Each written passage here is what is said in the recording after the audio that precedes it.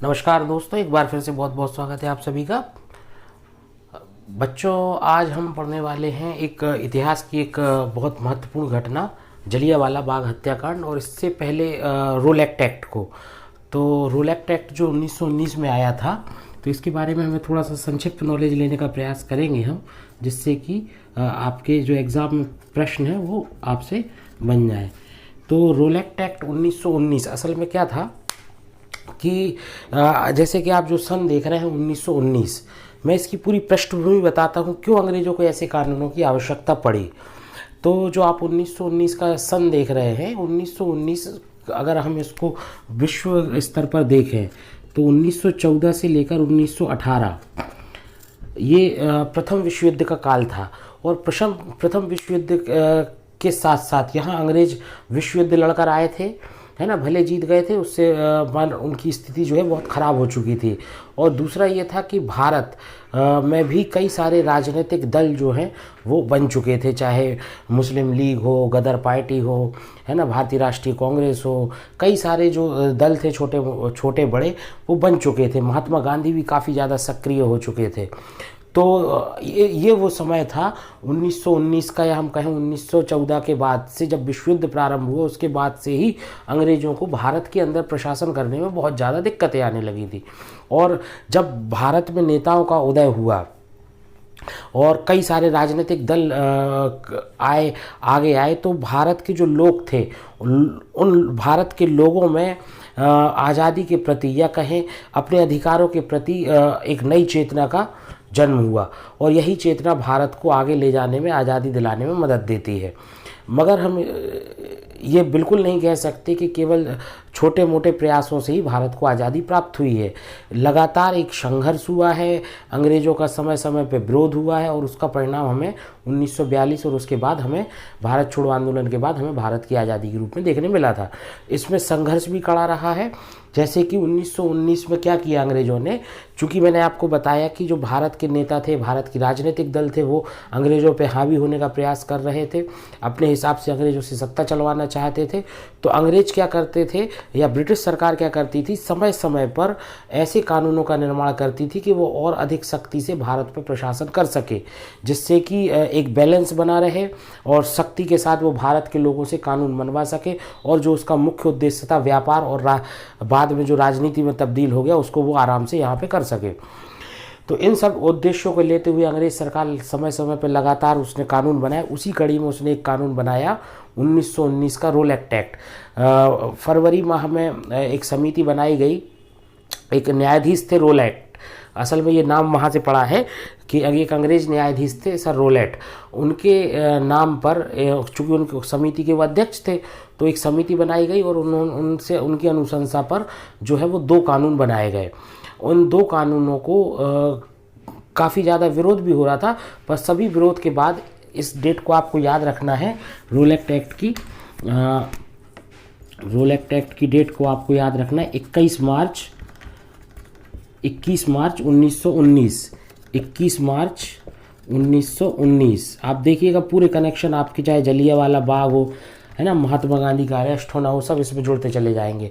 21 मार्च 1919 को अंग्रेजी सरकार ने, ब्रिटिश सरकार ने रोल एक्ट एक्ट को लागू कर दिया। चूँकि इस कानून में क्या था, ऐसे प्रावधान किए गए थे कि किसी भी व्यक्ति के खिलाफ जो है वो गुप्त मुकदमा चलाया जा सकता है, और किसी को भी उसके बिना बताए उसको गिरफ्तार किया जा सकता है ना, मतलब उसके अपराध को बिना बताए उसको गिरफ्तार किया जा सकता है, गुप्त मुकदमा चलाया जा सकता है, और कई सारी चीज़ें इसमें थी, वकील का प्रावधान, है ना, उससे संबंधित भी, मतलब जो न्यायिक स्वतंत्रता हमें संविधान अब आज मिलती है वो सब उसमें उन्होंने उसको छीन के रखा था। तो इसका विरोध पूरा भारतीय समाज कर रहा था, भारत के नेता कर रहे थे, और इसी विरोध को लेकर महात्मा गांधी भी इस आंदोलन में शामिल हुए। जैसे हम इसको देखते हैं कि दिल्ली में सबसे पहली जो घटना घटी, रोल एक्ट की सबसे पहली जो घटना घटी दिल्ली में, श्री श्रद्धानंद करके एक व्यक्ति थे, उन्होंने दिल्ली के निकट दिल्ली में क्या किया, जुलूस निकाला, और वहाँ पर अंग्रेज सरकार के द्वारा गोलियां चलवा दी गई और 5 लोगों की वहाँ पर मौत हो गई। एक ये वाकया हुआ। ठीक है। तो ये था रोल एक्ट एक्ट। अब इससे हम उस पे आते हैं जलियांवाला बाग पे। जलियांवाला बाग हत्याकांड क्या हुआ, तो ये पूरी पृष्ठभूमि मैंने आपको बताई। आपको याद रखना है रोल एक्ट एक्ट जो है वो 21 मार्च 1919 को लागू किया गया था अंग्रेज सरकार द्वारा। अब मैंने बताया कि जो श्रद्धानंद थे उनके द्वारा दिल्ली में नेतृत्व किया जा रहा था, और दिल्ली में उनके ने जब जुलूस निकाला तो वहाँ पे गोलियां चली और 5 लोगों की वहाँ पे मृत्यु हो गई। अब इसके बाद पंजाब के एक बड़े नेता थे डॉक्टर सतपाल और श्रद्धानंद ने महात्मा गांधी से आह्वान किया कि आप इस आंदोलन में शामिल हो जाइए, और महात्मा गांधी चल पड़े आंदोलन में शामिल होने के लिए, क्योंकि स्वाभाविक सी बात था, आंदोलन गलत था, तो महात्मा गांधी का इसमें पूरा सहयोग रहा। और महात्मा गांधी जब इस आंदोलन में जा रहे थे, पंजाब वो पहुंचने वाले थे, तो हरियाणा के पास पलवल में महात्मा गांधी को अरेस्ट कर लिया गया। और अरेस्ट करने के बाद उन्हें भेज दिया गया बम्बई जेल। और जो अन्य लोग थे उनके साथ, जैसे डॉक्टर सतपाल और सैफुद्दीन किचलू, इनको गिरफ्तार कर लिया गया और अज्ञात जगह पर रख दिया गया, जो कि पंजाब के बड़े नेता थे। तो पंजाब के ये जो बड़े नेता थे सैफुद्दीन और डॉक्टर सतपाल, इनको गिरफ्तार करके इनको एक तरफ रख दिया गया, और किसी को पता नहीं था इनको कहाँ अरेस्ट किया गया। अब चूंकि रोल एक्ट एक्ट के विरोध में जगह जगह पर जो है आंदोलन हो रहे थे, इसी और कई आंदोलनों में भीड़ उग्र होती जा रही थी।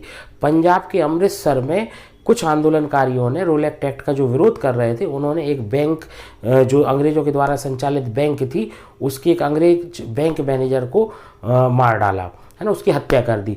और इसके बाद जब अंग्रेजों ने देखा कि भाई पंजाब या अमृतसर के अंदर जो प्रशासन करना है वो सामान्य तौर पर अब नहीं किया जा सकता, तो 10 अप्रैल 1919 को प्रशासन दे दिया। अंग्रेजी जो गवर्नर जनरल था उसने पूरा प्रशासन वहाँ पर सैनिकों के हाथ में दे दिया कि अब जो सैनिक चाहेंगे वो वहाँ पे कर सकते हैं, उनको आज़ादी मिल गई। 10 अप्रैल 1919 को अंग्रेजी सेना या अपन कहें जो अंग्रेजी पुलिस प्रशासन था, अंग्रेजी सेना थी, उसके हाथ में चला गया पूरा पावर। ये एक अधिकार पत्र दिया जाता था उस समय, तो उन्होंने वो गवर्नर जनरल ने अधिकार पत्र लिखकर दे दिया। इसके बाद एक आम सभा का आयोजन किया गया था 13 अप्रैल 1919।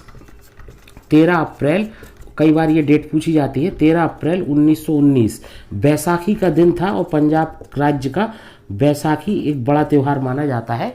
13 अप्रैल 1919 बैसाखी का दिन था, और पंजाब के अमृतसर में जलियांवाला एक परिसर था, वहाँ पर बाग, जलियांवाला बाग जिसको हम बोलते हैं, स्वर्ण मंदिर से कुछ ही दूरी पर है। तो उस परिसर में इस कानून के जो है विरोध में एक शांति सभा का आयोजन किया गया था, है ना। और इस शांति सभा के आयोजन को जो जनरल माइकल ओ डायर ने उग्र आंदोलन करार दिया, और इस आंदोलन को ख़त्म करने के लिए गोली चलाने का आदेश दिया।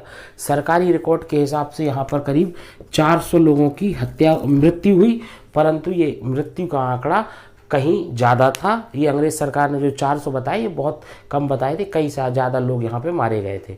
तो इस घटना को पूरा कहा जाता है क्या, जलियांवाला बाग हत्याकांड, जो कि पंजाब के अमृतसर में है जलियांवाला बाग। वहाँ पर आपके रोल एक्ट एक्ट का विरोध में जो आंदोलन चले उसको दबाने के लिए अंग्रेजों ने इस तरीके की घटना को अंजाम दिया। यहाँ पे एक और चीज़ आती है, एक नाम आता है ऊधम सिंह का। इसी हमले में या इसी हत्याकांड में, जलियांवाला बाग हत्याकांड में, एक बच्चा था ऊधम सिंह नाम का, वो बच गया। और बाद में इसी ऊधम सिंह ने 1940 में लंदन में माइकल ओ डायर की हत्या कर दी। लंदन जाकर, सोच लीजिए आप, माइकल एम ओ डायर की हत्या कर दी। कहाँ जाकर? लंदन जाकर। और आपको बता दें, ये जो ऊधम सिंह है, बाद में इनको फांसी की सज़ा हुई। ऊधम सिंह गदर पार्टी के सक्रिय नेता थे। गदर पार्टी तो आपको पता ही होगा, है ना, लाला हरदयाल वाला। तो ऊधम सिंह जो है गदर पार्टी के एक सक्रिय लीडर थे, जिनने लंदन जाकर अपने माता पिता की हत्या का, जो जलियांवाला बाग हत्याकांड में मारे गए थे, उनकी हत्या का बदला लिया। किससे? माइकल ओडायर से, और ऊधम सिंह को बाद में इसी लिए फांसी हुई। और एक और बड़ी हैरानी की बात है, ऊधम सिंह ने जब अरेस्ट हुए वहाँ, चूँकि इन्होंने इनकी हत्या कर दी थी ओडायर की, तो अरेस्ट किया गया लंदन में, तो उन्होंने अपना नाम बताया मोहम्मद राम सिंह आज़ाद। मोहम्मद राम सिंह आज़ाद, जो कि पंजाब में पाई जाने वाली 4 जो प्रमुख समुदाय हैं उनका प्रतिनिधित्व करता हुआ वो नाम उन्होंने बताया, मोहम्मद राम सिंह आज़ाद। तो आप समझ सकते हैं किस तरीके का भारत की जो राष्ट्रीय आंदोलन रहा, उसमें किस तरीके का जो योगदान रहा है भारत के क्रांतिकारियों का, वीरों का, जो कि काफ़ी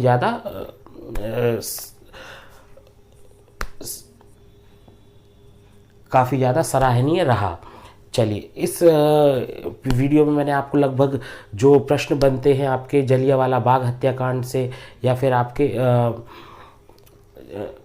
जलियांवाला बाग हत्याकांड या फिर रोल एक्ट से, उन सभी को लगभग कवर कर दिया है। आगे और वीडियो देखने के लिए बने रहिए हमारे साथ। धन्यवाद।